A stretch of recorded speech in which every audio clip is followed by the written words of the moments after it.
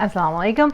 The next learning method, actually we will discuss in this video two of them, because in the one next after this we will discuss a short comparison between them so that we understand why we are choosing either of those methods. Charlotte Mason method. You must have heard a lot about Charlotte Mason method. A lot of Muslim homeschoolers usually say that they begin with Charlotte Mason method because it is affordable, it's easy, it's a lot of books and reading, and it is interest-based, right?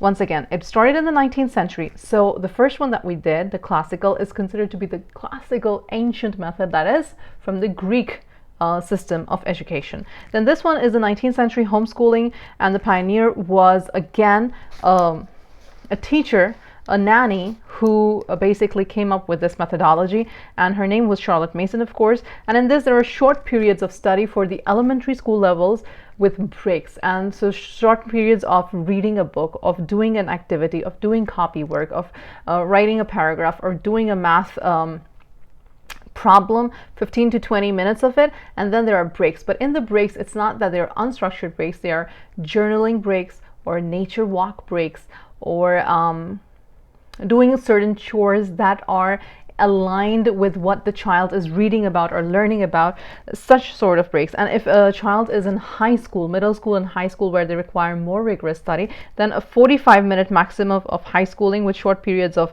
nature walks, narration, reading, writing, observations. Charlotte Mason also has thematic studies. Let's say, what is a thematic study? For example, in Quran, we are learning a certain surah that talks about mountains and that talks about the earth, right?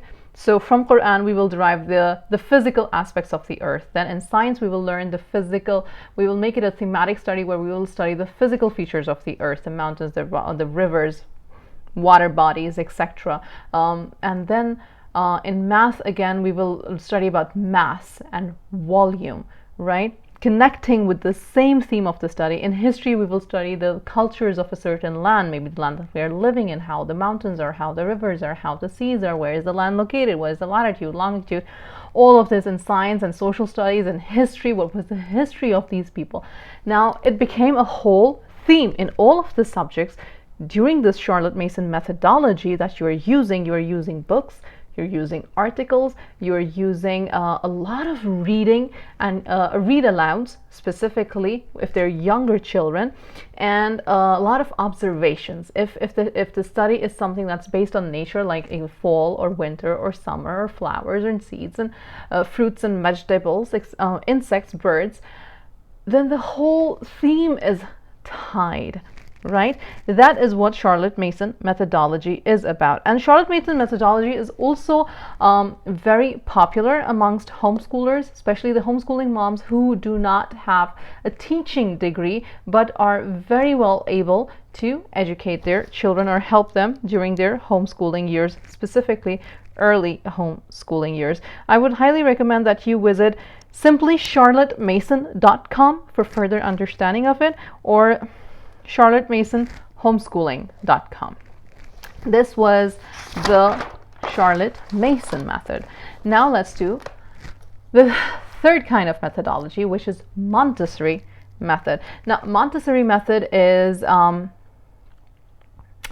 that requires a lot of training. And unlike classical method or Charlotte Mason or the next methods that are going to come, this method specifically requires people to go through a certain sort of a training, because it's very loosely based on, not loosely based on, it is based on humanistic values. Humanistic values meaning it's derived by the innate encouragement or the emotion of the child to learn. So let's talk about it further.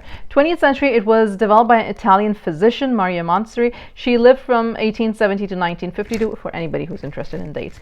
It has a lot of free movement. It has a large unstructured time, about 3 hours of unstructured time. Now, it sounds as if unstructured time means that the child is allowed to do whatever, but there are manipulatives, toys, and centers that are already placed around the child, and the teacher plays with those toys or with those objects or manipulatives, showing the child, leading the child to be interested in whichever activity or play they want to be, and then they allow the child to play. They observe the child, what the child is playing, how they're playing. The child can always ask for help.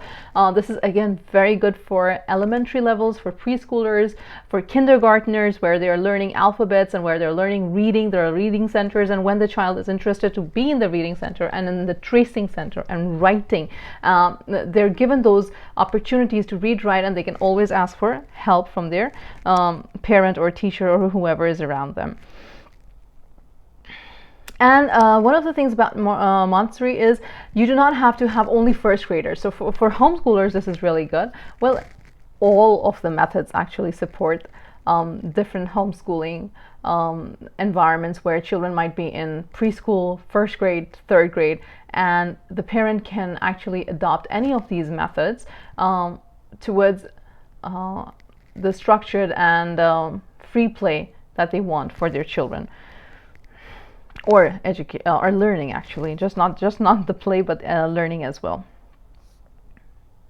It's beneficial for early childhood stages, as I've said, and it's not very popular in homeschooling because, again, like I said, they have to go through, the parents or the teachers have to go through a certain set of training.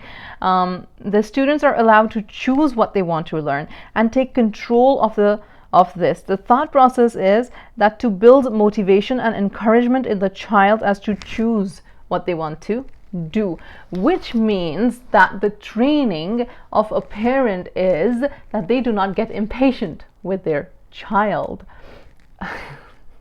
In a homeschooling where the parent is taking care of the house and the children, and there are more than one children, and you're doing a Montessori method, it's highly recommended that if that's the route that you want to go, get some training. Now, the next video is going to be a short one because it's going to be a quick review of the differences between the Charlotte Mason method and the Montessori method, and then you are able to choose which one is more beneficial for your type of homeschool.